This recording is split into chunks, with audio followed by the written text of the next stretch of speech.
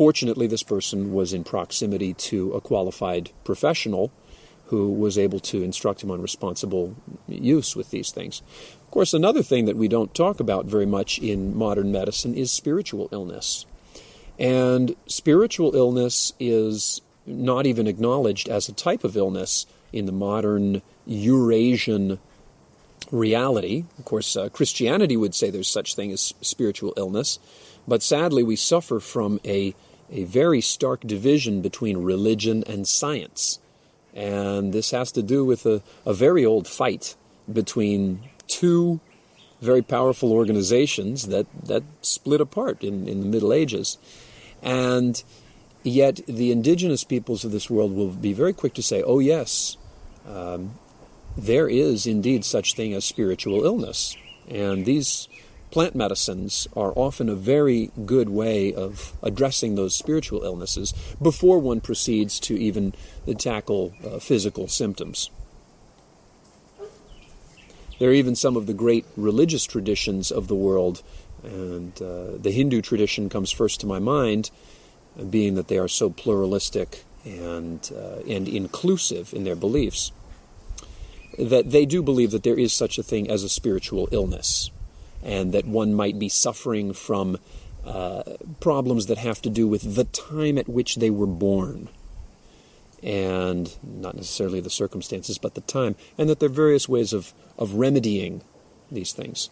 And when we talk about an archaic revival, really what we're talking about is trying to make the most of the information that we have at our disposal as humans. We do not need to limit ourselves to what we think is true right now. We don't need to limit ourselves to what we thought was true 100 years ago or even 10,000 years ago to make the most of our cultural achievements. If we really talk about making the most of our cultural achievements, we're going to bear in mind the potential validity of everything that has been thought or speculated upon from when we started documenting it through now. And we do this in many regards. We do this in science and in medicine, in technology, mathematics, history, literature. But when it comes to plant medicines or plant spirit allies, there's a very abrupt cutoff that takes place somewhere in antiquity, and then it picks up again in the 1960s. And we say, oh, well, these have just been discovered. Well, that's not the case. You might say they've been rediscovered, or they've been discovered by individuals whose cultures don't have immediate contact, or didn't have immediate contact with these things for quite some time, but they were never actually lost.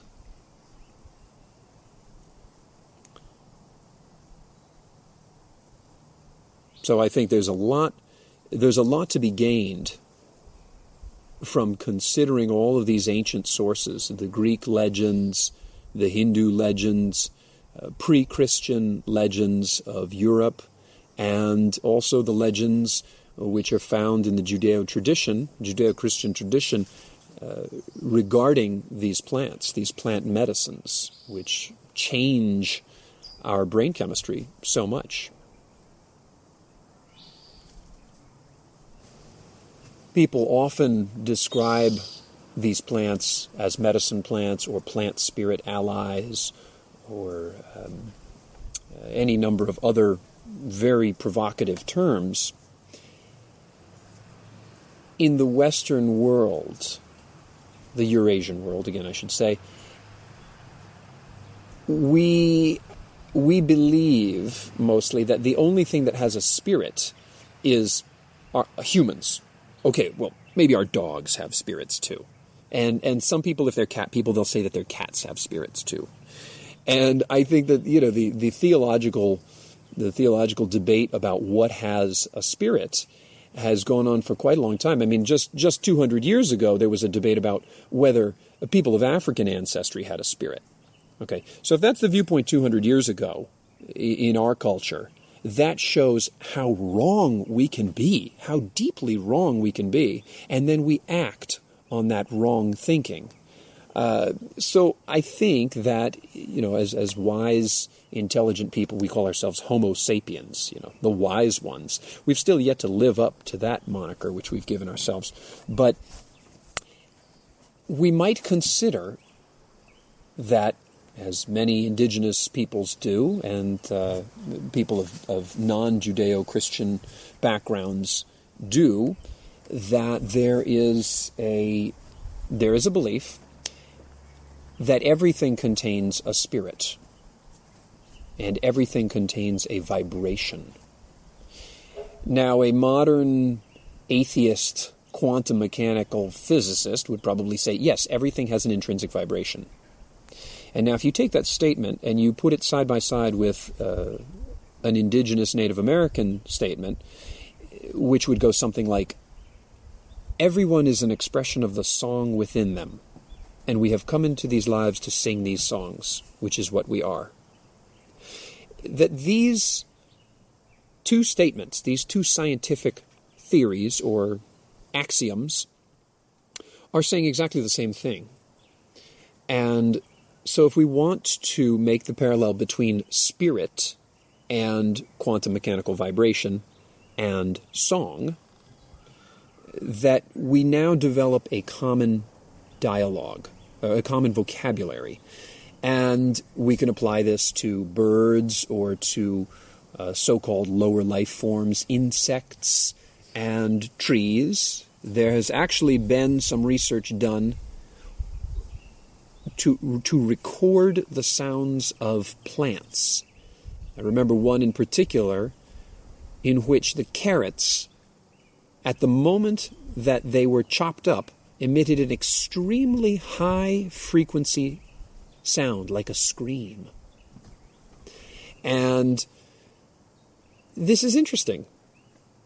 If we're open-minded, then we must consider that something is taking place here.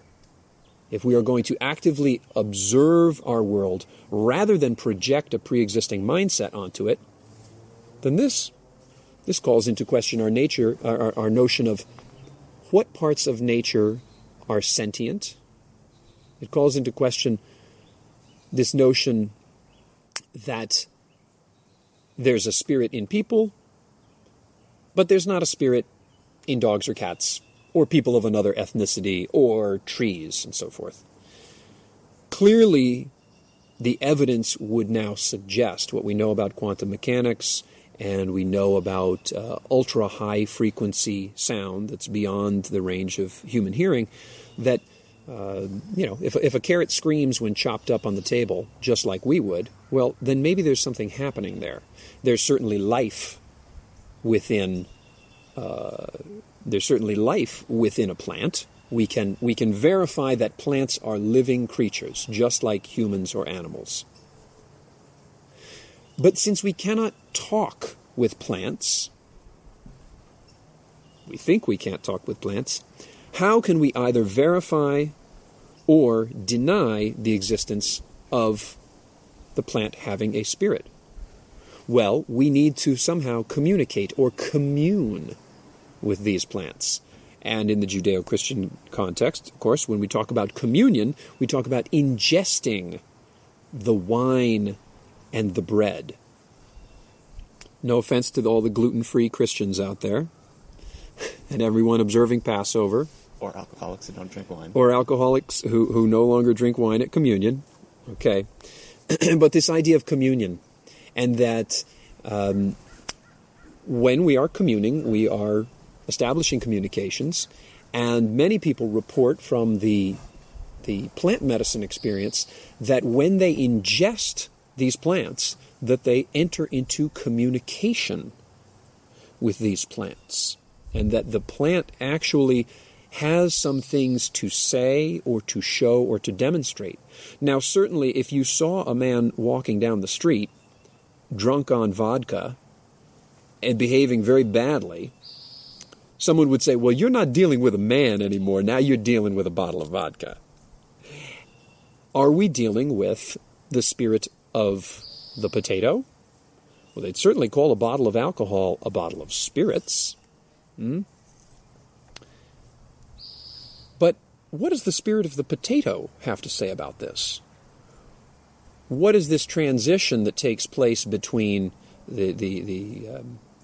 what is this transition? What does it look like when one goes from a potato to vodka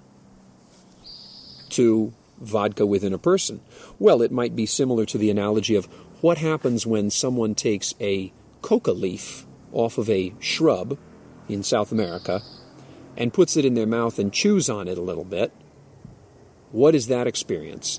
Versus what happens when you take 70 kilograms of coca leaf, dump a bunch of gasoline on it, skim off the crud, pay slave laborers to crunch it up into a powder, and then further refine it with some solvents, pack it into the bottom of an airplane with a bunch of very scared people carrying guns, and then bring it to a party somewhere in, I won't say where because I don't want to give any place a bad reputation, but what happens to that person?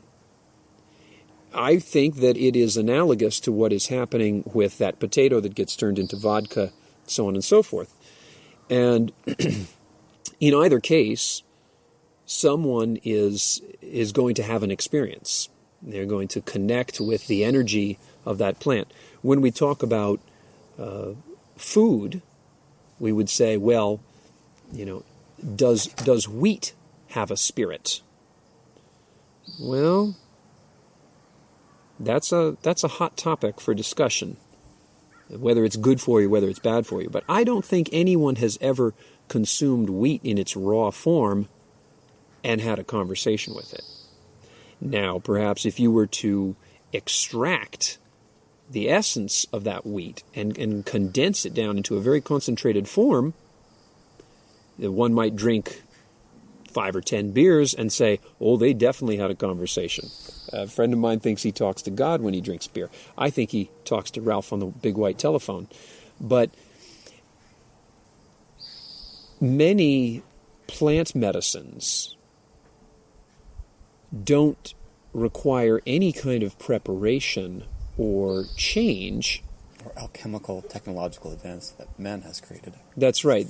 Many of these plants require no processing whatsoever to provoke a very potent experience, which is like a conversation.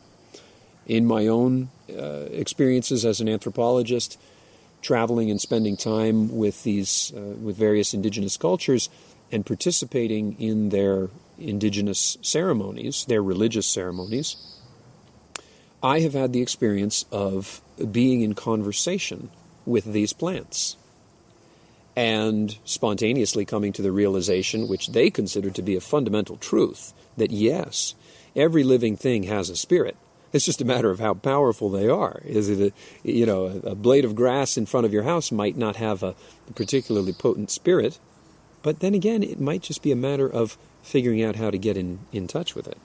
And just like people, some of us have very loud voices, and some of us don't. Some of these plants have very loud voices, and all one needs to do is ingest them to realize that. I've had experiences that feel like a dialogue, ingesting plant medicines. I've had experiences that feel more like being under review by a council, sort of like presenting a thesis to a review board. And, I've had experiences where I feel as if I'm talking to a higher power. I've had experiences where I feel as if I'm talking to my own inner voice, which can speak more authentically than my outer voice. And I've also had experiences where, by ingesting these plant medicines, I am talking to my ancestors. And again, to a scientific-minded white male growing up in the late 20th century, this is not within the realm of what we are told is possible. This is the realm of the impossible. And yet, once we experience something for ourselves, then we should at least entertain the possibility that what we experienced is what happened. Mm-hmm.